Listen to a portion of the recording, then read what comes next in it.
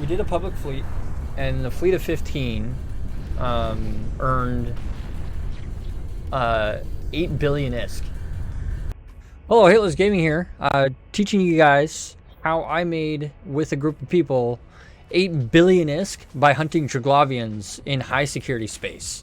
This is a lot of fun to do, and I want to teach more people to do it so that the cost of Triglavian T2 holes goes down, and so that we can have more of them in space and have more fun. Without further ado, here's the information. Do enjoy the content, and yeah, make sure you like, comment, and subscribe down below. Tell me what you think of all this, and we'll be seeing you guys in the guide. Do enjoy, and yeah.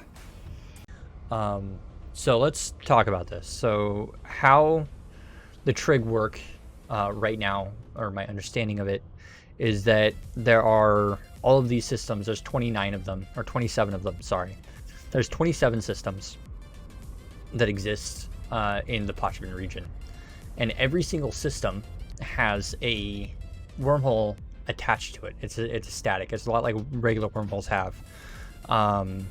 And when there's a wormhole from Pochven in a system, Triglavians spawn into that system. And when you fight these Triglavians, they sometimes escalate, meaning that they have more warp in, and they sometimes just die. But as soon as you kill a group, another group spawns in the system. So you can hunt them continuously as long as the wormhole exists in the system. So this is the Pochven map. This is what Pochven looks like on a map outside of the game. So we have the systems, and this is color coded. So if you read the keys here, I don't know what O1, AO, BO, and G5 mean. So I'm not familiar with this reference here. But what I do understand is that the outline, green is Veils, yellow is Pirun, and red is Frog.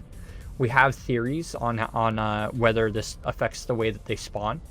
And then the important bit from this menu here is which region of space they came out of. So when Pochven ripped the systems out of space, this color tells you which region they came from.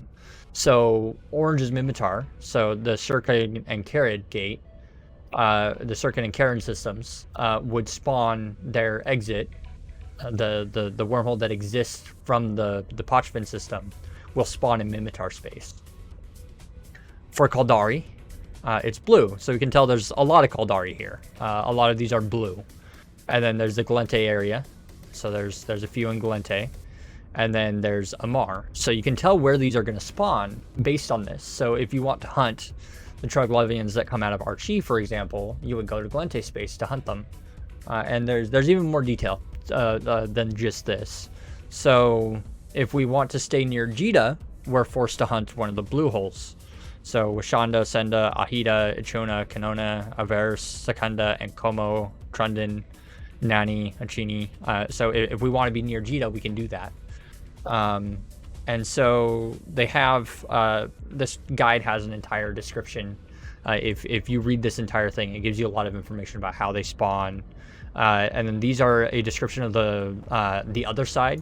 So the C729 is the one that we're looking for, because this is what is on the Empire side. So these originate in systems 3 jumps from the Pochven system on the old map. And then it tells you the mass amounts up to a Orca, battleship, or bowhead is what can fit through. They have a 12-hour lifetime. Guarding entities are eating gum. So this is a C7129. So this is what it looks like inside the wormhole. So when you scan these down inside the wormhole, you know what you're going to fight if you go scan it down and what will be on the scan. So I don't operate inside the wormhole. I operate just outside of them. So this information doesn't really help me a lot, but it is valuable information if you are there. It gives you some info about entering them and then entering Pochven via filaments. And then it gives an invasion suitability score based on how easy it is to find the wormhole when it does collapse. The lower the score, the harder it is to find the wormhole when it does move. And that's a important factor. So basically what we do is we scroll down a little bit, and we end up with these maps when you scroll down a bit more. And these maps are pretty easy to understand. So blue circles are high-sec potential entry. Yellow circles are low-sec. And red circles are null-sec. And then a gray square or a gray circle equals a system connected to the entry systems. And then the center of the area is a big circle. So they have like the little ovals for the systems and squares for the connected systems. And then a big oval for the center, which is the center of the hub. So if we look at, for example, Attila here. So the parent wormhole is Attila. And it gives like a basic rundown of the system or of the area. We can see that there's a bunch of places where it can spawn. It can spawn in this null-sec system. It can spawn in all these areas, and it can spawn in all this, which this is all the systems where this wormhole can exist. So what we're looking for in order to run this in high-sec, we're looking for one that has all blue. So we'd scroll down until we find a blue one. This is a Angamon. It has 15 connected systems to scan. And Ender is, or Enidor is where it's at. So there's a lot of systems that you can be in if this is your parent wormhole. So what we're looking for is something like Archie, where there's not a lot. So I know it looks like a lot, but there's 3 lines where it can be. It can be in this little hook, it can be down in here, and it can be down here. It can be in all these systems. My personal hunting grounds, because it's really easy to find, I actually found Senda, which has a tiny entrance. We do have a theory, so we know for a fact that the standings affects how much they respawn, but we do have a theory that this invasion suitability score, or how many systems a wormhole can exist in, does have an effect on how many how aggressively they spawn. But I'm personally in this hub right here. This is where I exist, this is where I function. So what we're about to do to hunt them, because we need to go find them, right? We're in this system right now, and we are going to go check off all of these systems one by one. They cannot spawn in Utra because Utra is a rookie system, so they can't exist there because it's a rookie system. Triangulating never existed in a rookie system. So not only is there's only 6 systems to scan. We only have to do Erlen, Unpass, Shikogan, Garrus, Tyrannus, and Shearshin are the only systems that we have to check when we're looking for the wormhole. It's the easiest one to hunt them. But depending on your personal preference, like maybe this will be better. It is possible, so as you can see, Senda and Tunudin have, or no, it wasn't Tunudin, it was Urachini have Erlen right here, because they both have Erlen in their list. It is possible that 2 Triglavian wormholes exist in one system. We don't know how this affects spawns, and I believe that the list of wormholes that can spawn in perimeter is really long. There's a lot of wormholes that are possible, or that are able to spawn in perimeter, causing a lot of NPCs to exist there. It might be that if 2 wormholes spawn, there's potentially 2 fleets in the system, and you might get a double, or you could get a double spawn with a double response. I'm not sure. I don't know. I haven't seen that yet because this is still relatively new to me, and we believe we've seen it in a couple of situations. But we have to be aware that a couple of these systems are possible for 2 wormholes to spawn in when we're hunting. So that's also a factor. But I think that there's a few things. We also have a running theory that if it's a mother system or a home system of the Triglavians, that they are more violent or more aggressive than if it's one of the border systems or one of the outside systems. So this is Senda is a very outside system, so it'd be a good starting point to get started if this theory is true. We don't know this theory yet. We haven't tested all the things. But Archie might be a more aggressive one to go fight in, and maybe the Niarja one's really good and the Kono one's really good. We don't know. Yeah, so that's the thing. So that's really what you need from this. The link will be in the description as well as in Twitch chat here. I just posted it so that you guys have that. We are actually going to go use this information now to go hunt some Triglavians down. We'll go ahead and bring up the Senda map for myself. I'm going to go put this on my other monitor, and we're going to go ahead and explain the hunting process. So when you come into a system, there's a really high chance that you'll just see them on DScan. That can happen, and it's actually fairly probable.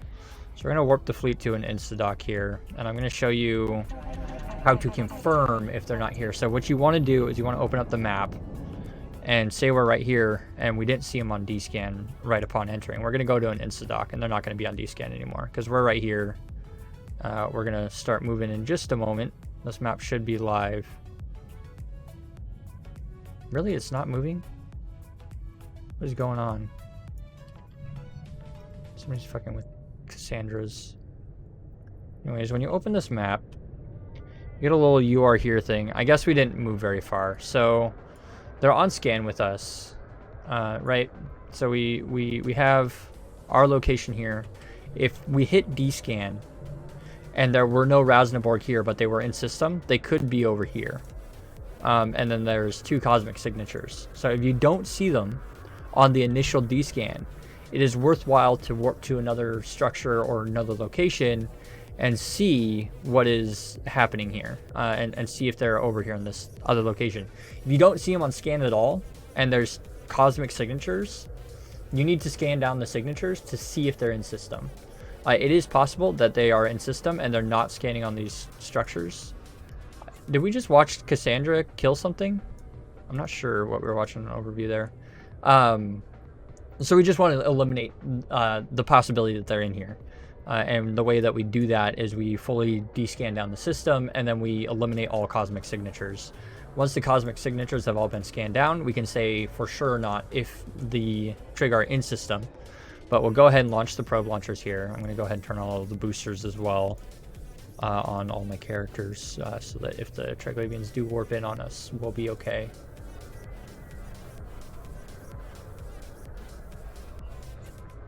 But basically what we want to do now is we want to scan down the cosmic signatures and check the wormhole. We want to see its state because we know it's in here. It's one of these 2 cosmic signatures for sure.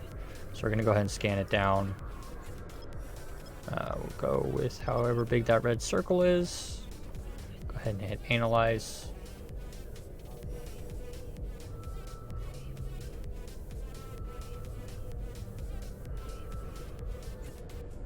So there are Triglavian entities in this scan, but we are looking for the cosmic signature, which is this guy right here. And double click on that to center it. Make sure that we're square on it. Reduce by 1 size. Actually, we could reduce by 2 because we have the circle. If we didn't have the circle and it was still one of these normal circles, we would reduce by 1. This is with max skills. It may vary with your scanning skills, but strong scanning skills are very important for this. So now we have Rasnaborg again. We should still have this cosmic signature. And then, so we have a second cosmic signature on this scan. So there's a second one. And it looks like it has a ring, so we didn't get a good scan on it. But we have a class 2 wormhole. Every single Triglavian wormhole will be class 2 or level 2. So you're looking for level 2 wormholes. If it's a level 1 wormhole, it can't be a Triglavian wormhole. If it's a data site, it can't be a Triglavian wormhole. You guys get what I'm saying? So it's got to be the wormhole because it's a C2 wormhole, and then the other site didn't scan in this one very well.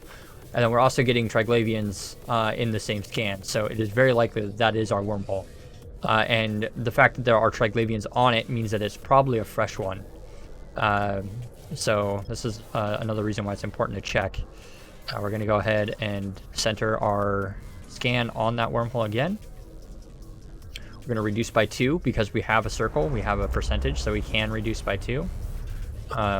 With my skills and the ship bonuses, I get just enough to scan these down. We do use sisters probes to make it a little bit easier. So we got the scan on the wormhole, and it looks like there are Rasnaborg on the wormhole. This tells me very important information about the status of the wormhole. And I'll explain that in just a moment. So we're going to go ahead and warp squad within 0. Our bursts are up. All of our hardeners are on. Stork should be here in fleet. Right, Stork? Yeah, you're right there, so I'm not going to worry about it. I'm going to dock up my Salvager. Stork knows the drill, and I'm paying him to salvage for me, so we're not going to worry about salvage. We're going to go ahead and check this out. So what's going to happen is we warp to that wormhole. So we are going to land there in a minute because we warp kind of slow. But the first thing that we want to know is, are the Triangulating actually on the wormhole? The answer is yes. We know it's on the wormhole. That means that this is a relatively fresh wormhole, or the two things that can mean is it's a relatively fresh wormhole, and it can also mean that nobody's played in the system yet. So the wormhole is beginning to decay. This is the longest message. Sometimes it'll tell you that it's about to collapse when it's really old. So you want to look at this message, and you want to look at this message. It hasn't had its stability disrupted. It is also very possible that this wormhole hasn't spawned on the Senda side as well. So we have the wormhole. We're going to go ahead and turn on our Logi, and we're going to go ahead and fight this wormhole, and I'll be able to explain more stuff in a moment here. But we need to fight this. So basically what happens when you fight the spawn on the wormhole, you get a or they start spawning in the system more aggressively. So it's very important that we trigger this. It's like poking a bee's nest, and it is part of our methodology for making this lucrative. All right, so the big importance with dealing with wormhole is that you need to fight it so that it will make the NPCs aggressive in system. And then the other thing is you need to go warp to it and verify that it's actually there once it's been located. And then if there are Rasenborg or not, the difference is if they're there or not, it tells you if it's fresh. If they're there on the wormhole, it means that nobody's triggered the system to get Triangulating spawning. You're going to be waiting a downtime for a little bit. And then if they aren't there, it means that somebody has been in the system farming them, or at least fought the wormhole, meaning that the bee's nest has already been poked. They're already around in system. So if you are the one that pokes the bee's nest and fights the group on the wormhole, you do get a little payout. It's exactly like an old miner conduit from stage 3 invasions. And then after either almost immediately, sometimes they start spawning, and then they also sometimes start spawning up to 40 minutes after you poke the wormhole. It just varies. So just keep your eye out after you fight it. And yeah, I'll leave you to past me to finish describing how to do this. We're recording. So we just finished fighting a group, and we have to hunt the next. And there's a couple things that you want to keep in mind. You want to find them on D-scan, and if they're not on D-scan, you have problems. They could just not be in system, they could be somewhere else. But so first thing we did is we hit V, and we found them on D-scan. We have the filter set to the same as our overview. I have it active overview filters. In PLED, I believe that they show up here, new plus NPC as well. It looks like they don't show up in that one from the PLED, or not the P, but they show up on PVX basic newt plus NPC. It looks like that one's newt minus NPC. So this one here will show Rasenborg, which is what you want. You want to see Rasenborg. So we found Rasenborg on D-scan. Now we're going to open up the map and try and find out where they are. So we're going to hit F9. I'm going to actually pull in all my drones here before I do this, so that I don't accidentally leave them behind. It's really bad when you leave all your sentries behind, right? So it looks like the salvage is complete. We're going to go ahead and hit F9. And we're looking for them. So they're somewhere in this ball. And when you descan and play with this dial, this ball changes shapes, so we can identify where they're at. So they're somewhere in this ball. And that's what we know. We can reduce the size of the ball to try and eliminate things. But they're still on descan. They're probably here. We can zoom in a bit. They're still on descan. We can just scan again. But it looks like they're not right here. So we're going to expand that. They're somewhere here. And then the next kind of reduction that you can do is you can change the angle that you're scanning. So we could decide to scan that half, and we see that there's a bunch of Rasenborg on that half. So they're somewhere there. And then you can further reduce this. I just go to 5. I make it easy on myself, and then I scan an individual thing. So it looks like we found them really easily on the first time. This is a really good example of why descan can be painful. So we've descanned them to this location. And there's a lot of different places they can be. They can be on any of these moons. They can be on the planet. They can be in the belt. They can be on the stations. They can literally be anywhere in this. So what we want to do is we want to eliminate those possibilities. If you only have D-scan, you're warping to one and then scanning to the others via 5 degree to see where they're at. So if you warp to one, they'll kind of spread out and you'll be able to see, differentiate which one you're at by zooming in on the map and then D-scanning in different directions to find out which one they're on is how you would do that. Once you're there, you can do a specific scan like that. However, we have a shortcut. We have it fitted to the ship. There's a nester, so it has a lot of CPU, so we're able to throw combat probes out. We're just going to combat scan it down. And if you combat scan, so if you have the ability to have a combat scanner in your fleet or in your group somehow, or even alone somehow on your ship, you get this on your ship, you can combat scan. So we're going to go ahead and hit B to get the combat scanners to launch or scan. And then they'll go ahead and scan, and then we'll get a definitive where they're at. So we still don't know what exactly they're on. We just know that that's a relatively big group, and they're on something. And they're slightly different distance from the retriever, so I don't think that they're on the belt. And so we're gonna go ahead and scan them down. We can actually zoom in and look at it. So it's like if we look at this, they're on whatever this is. Looks like a planet or something. I don't think it's a station, but they're on this one, so we can warp directly to that one and not have too many issues, rather than trying to warp to this, because this is all in my D-scan. So we'd warp to this one and then we'd D-scan all these down, figure out where they're at. Is how you would do it. That's how you work D-scan. You got to warp to another spot to triangulate where they are when there's a bunch of things in one thing. And the combat probe scanner makes it seriously faster. We know where they are. We didn't have to warp once. We know exactly where they're at. So now we just go ahead and warp the squad to them. And go fight them.